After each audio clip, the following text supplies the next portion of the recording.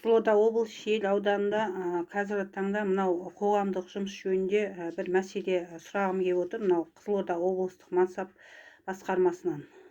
Мынау Ш. Алмашева деген кісі, Ғабит Жаңабаев деген кісілер Қызылорда облысында отқан, еңбек қамту басқармасында отқан кісілер. Мынау қымбатшылыққа байланысты мынау жаңағы приказымыз, қоғамдық жұмыстың, сосын мынау келісім шарттарымыз электрондық жобада приказды 5-нен бастап шығаруға болмай ма январдың? Өйткені себебі мынау статусын анықтайды деп 3 күн жүреді, одан қалды 4 күн тағы демалысы бар, 7 күн, сосын жаңағы орыс халқының жаңағы мейрамы бар.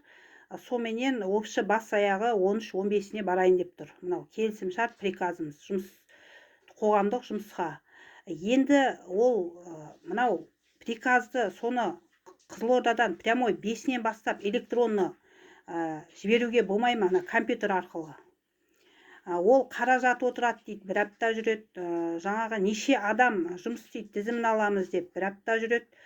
Сомен бас аяғы 4 февральда 20 мың ұстаймыз ба, ұстамаймыз ба қолымызға. Енді ол мысалы айлығы шыққан күнде де ол жаңағы қанша продуктіге жетеді деп ойлайсыздар. Енді сіздер тұрақты жұмыс істейсіздер, отпуск аласыздар, аванс аласыздар, айлықтарыңыз әжептәуір құнды. Ал біз Құдайдың бір 85 мың теңгесіне қарап отырмыз мысалы. Мына акиматтың жаңағы мамандарына, юристтеріне барсам, мансап қорына біз жауап бере алмаймыз дегенмен жауап естідім. Сонда кім жауап береді? Мен енді өтініш тастап кетіп отырмын. Осы мәселені 5-нен бастап, жаңа январдың приказы шығарып, 5-нен бастап жұмыс істеуге. Өйткені себебі мынау инфляцияға байланысты мына айлық мәселесі өзі 85 мың теңге айлық алатынымыз. Жаңа 25 мың экологический қосылады.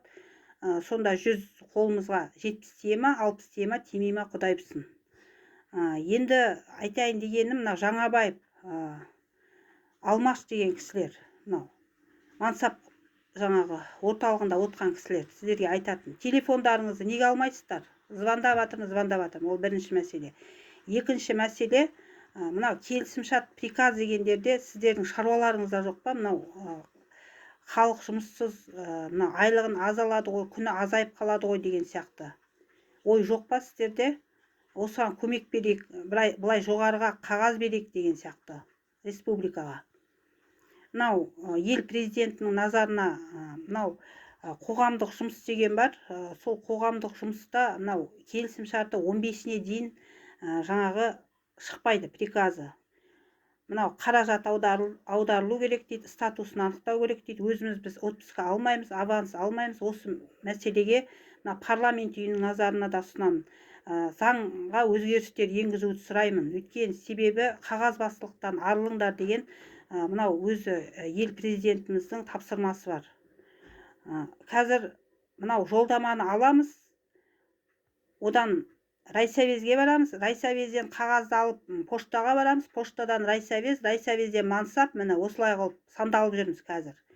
Екінші мәселе, мынау жаңағы айлық қосыла ма, ол қосылмай ма, біз білмейміз енді, бір Алланың қолында айлық. Айлығы жылда дұрыс қосылмайды. 3 мың, 5 мың қоғамдыққа. Мынау жаңағы айлықты көтерсе деймін, өйткені себебі мынау осы қоғамдық жұмыс істеп пенсияда шығып атқан кісілер бар мысалы. Жұмысы оңай емес, азаннан кешке дейін далада жүреді, қар күрейді, көше сыпырады, одан тарату жұмыстары бар, умственный жұмыстары бар, ол да оңай емес қоғамдық деген күнде де. Мынау тұрақты жұмыс істейтін адамдардың бәрі көзге көрінеді да, мына қоғамдық жұмыс істейтін адамдар көзден таса болып қалып отыр қазір таңда.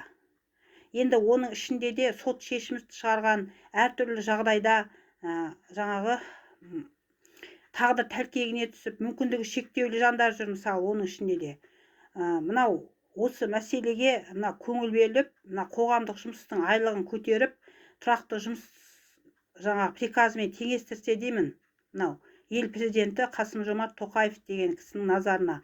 Өйткен себебі мынау онсыз да жарымжан жаңағы мүгедектер істейді. Мынау жұмысты 15 күн кешіктіріп, 15 күн жаңағы приказы деп, статусы деп жаңағыдай қылса, ол жаңағы қорлық деп мен есептеймін. Өйткені себебі 15 күндей біз алмаймыз айлық. Январдың 15-іне ол қаражаты қанша бөлініп жатыр, біз білмейміз ғой енді қаражаты.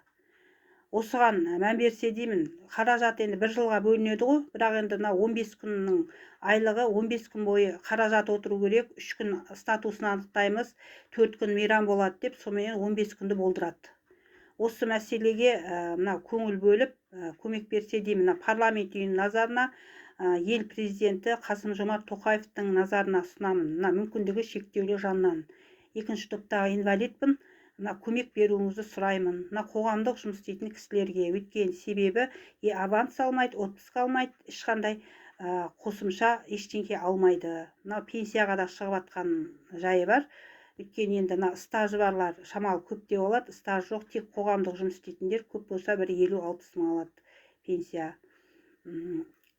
Енді осы мәселе бойынша да мынау заңға өзгерістер енгізіп көмек беруді сұраймын.